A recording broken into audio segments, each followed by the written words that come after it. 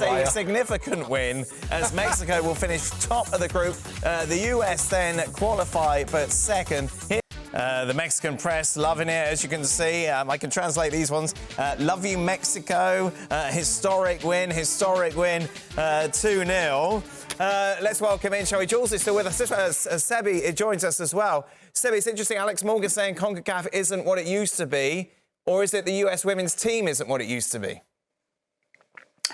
I think it's more the U.S. women's national team is not what it used to be, Dan. I'm very excited to talk about this Mexico program. We can dive into that later in a bit.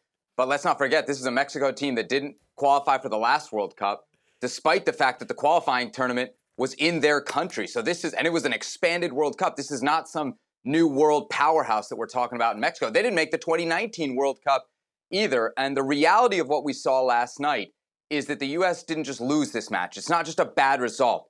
It's a desperately bad performance. They got outplayed every metric, not just the 2-0, outshot, more shots on target for Mexico, more expected goals for Mexico, 9-1 edge in corners for Mexico. We have seen the U.S. lose to Mexico before. In soccer, anything can happen. We have never seen the U.S. get played off the field like they did last night by a team like Mexico that's not anywhere near the world elite.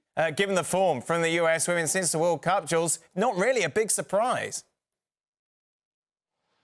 Maybe not. It's a massive humiliation, though. It's an embarrassment, really. I mean, Alex Morgan said it 14 years since they last lost against Mexico. And like Sebi said, it's not the fact that you lost because you can play well and somehow lose. It's the fact that they were second best in the whole game from start to finish. And if we all thought that the World Cup was a warning and was like the time for the US women's national team to realise, and the whole programme, not just the players themselves, but the whole programme to realise that maybe the margin that they used to have before is just not there anymore, that not just everybody caught up, but everybody has overtaken them. Well, a lot of teams have overtaken them.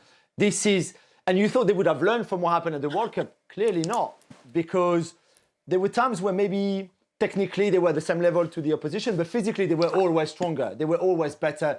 And that would be enough for them to win and make a difference. That's not even the case anymore. I think they should look at themselves properly in the mirror and start again from scratch pretty much, because there's too many things that are wrong currently with that team. Well, they can't do it now. Obviously, they're still in this tournament, Seb. What are the expectations now going into the knockout stages?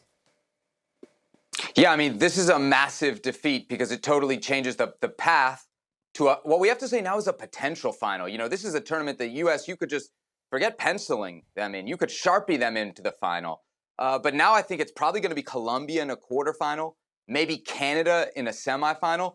And they're really going to have to find what works. And you can look at each line of the American setup and see very serious questions. The names that started last night, Dunn, Sauerbrunn, Dahlkemper. I mean, these are staples for a long time of the American back line. They left a lot to be desired. The number one goalie, Alyssa Nair, was not her best at her best against Mexico. The players in attack, the fact that Lindsey Horan, Rose Lavelle are pulling the strings. You got Sophia Smith, one of the best players in the NWSL, along with Trinity Rodman and Lynn Williams up top. You had 60% possession, and you got 2 shots on target in 90 minutes against Mexico, is wild. And to your point before, it's a little bit of a surprise because they came off 2 good performances in this tournament, but it's the exact same script that we saw in the World Cup. Lots of the ball and very little to show for it, not just in the ability to finish, but in the ability to create. And if they don't figure that out, forget about the semis or the finals of this tournament. They may go out in the quarters, because if they do draw Colombia, let's not forget, that's a Colombia team that went further at the last World Cup than this U.S. team did when they got knocked out in the round of 16. We'll say thank you very much, Jules. Thank you to Seb. He's got lovely hair today.